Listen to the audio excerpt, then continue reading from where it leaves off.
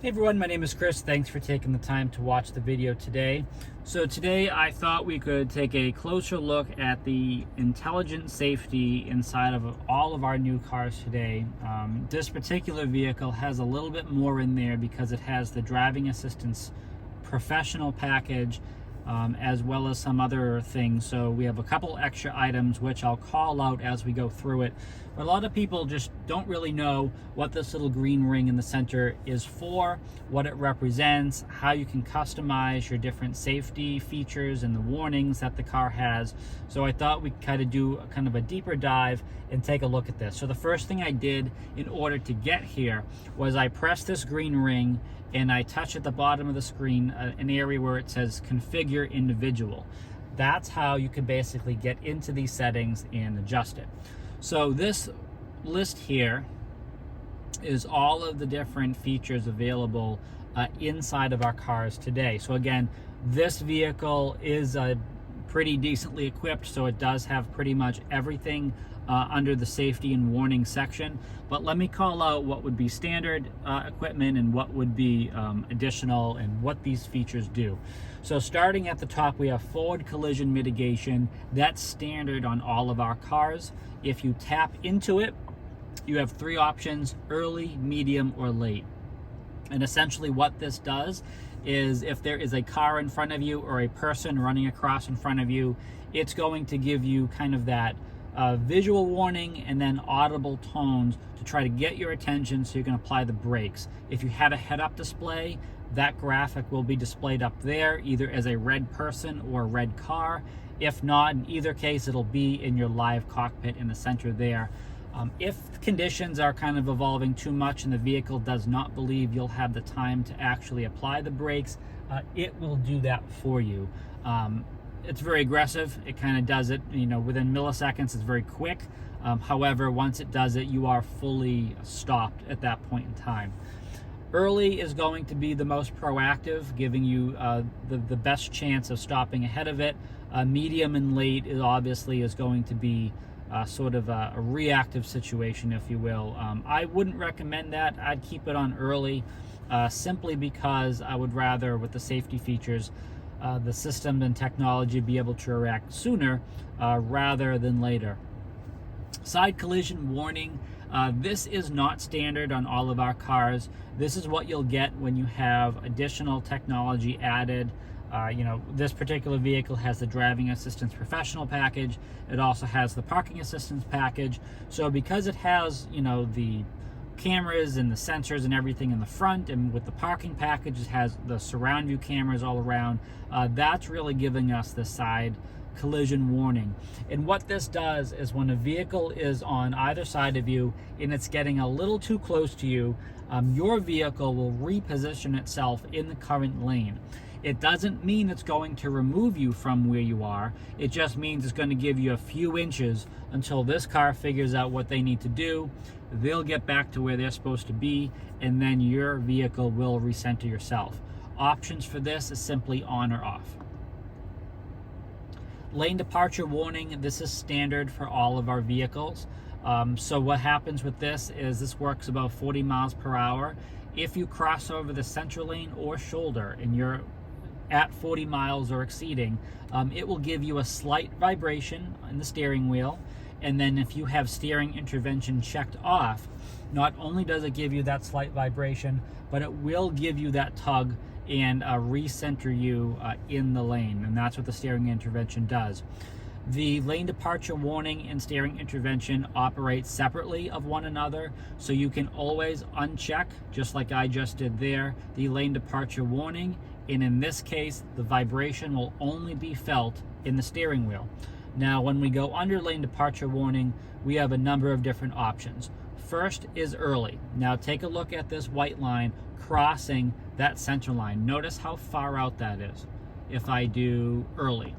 Now if I go down to medium, notice that line pulls in closer to that center lane.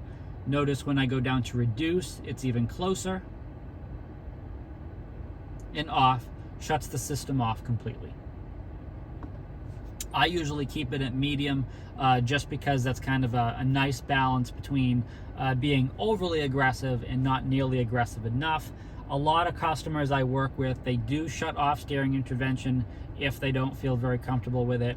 However, I've been driving, fortunately in the job that I have here with BMW, I have an opportunity to drive these cars earlier, very likely before they come to market in some cases, and I'm very used to this technology by the time that it actually hits the road and is available at all market levels and all of that.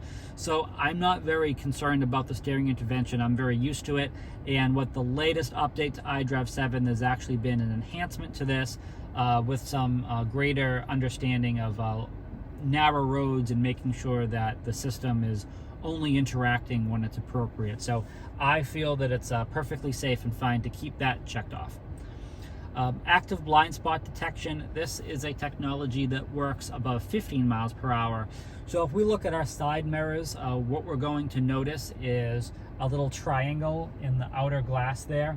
That triangle is going to light up orange if anyone is in your blind spot. So it's always a good practice just to kind of glance at your side mirrors there, just to kind of see if that triangle is illuminated. If it is, someone is there, and definitely advise not to continue on what you're going to be doing. However, if you don't see that car over there and you still try to go over, that triangle in the side mirror will begin to flash rapidly. You will feel a vibration in the steering wheel. And again, with steering intervention checked off, it will bring you back to the center of your lane there. Now, just like lane departure warning that we went over before, this operates separately from the active blind spot detection. You can uncheck this steering intervention and just have the vibration and just have that triangle flash in your side mirror. When you go in here, you do have other options, very similar to what we just discovered before with the lane departure warning. You have an early system, you have a medium system, you have late, and then you can also shut the system off. I keep it at medium because I feel if it's early, it's way too early, and you have plenty of time, or space I should say, to move over to the lane before the car is even remotely close to you. If it's late, it's way too late. I feel that the car is much too close to you, and you definitely should have no position at that point in time in attempting to move over. So medium, I feel, is a good balance, just like the lane departure option above, where it keeps it right at a good balance there. And again, I do keep steering intervention turned on. I may be one of the few to keep all of these technologies on, but I feel that it's a little bit safer, and time again, I live and work close to a city, so I feel that this system has saved me quite a few times because I have everything checked off. When I least expect it, the car is pulling me left or right, and I'm trying to figure out why, and then there's a car right where it's not supposed to be, or maybe I don't see something. So all of this technology for me adds up to having some solid peace of mind and understanding that this is really here at the end of the day to help me not to make the drive more complicated or cumbersome or something like that. So that is why I leave all of that on, and that is how you would adjust those features there. Now, if you do have any questions about the vibration strength of the vibration in the steering wheel, that can be adjusted under your general settings. When you go to car, and then you go under your settings there, one of the options at the bottom of the display there will be able to adjust that vibration. And the vibration in the steering wheel is pretty simple. It's heavy, medium, or light, I believe it is, and you can toggle through that. But I don't feel that the vibration in the steering wheel is overly aggressive, so I haven't had a real desire to kind of change that. But that's everything located right under the green ring there. Green is good. It means everything is on. If I was to go in there and deactivate one of those features there, it would turn orange, just letting you know something is off. And one other thing to leave you guys with is this system is only as good as the road you're driving on and the weather that we're having. So the sensors are obviously located throughout the vehicle depending on which technology we're talking about, but a lot of them are built up into right behind the rearview mirror, facing outward from the windshield. So if it's raining heavy, or it's snowing, or there's ice, or the road is covered and the system cannot see it, there's going to be certain limitations there, and this ring automatically may turn orange. You may get a message pop up on your center display there telling you, simply put, that one or more driving assistance systems could not be active at this time.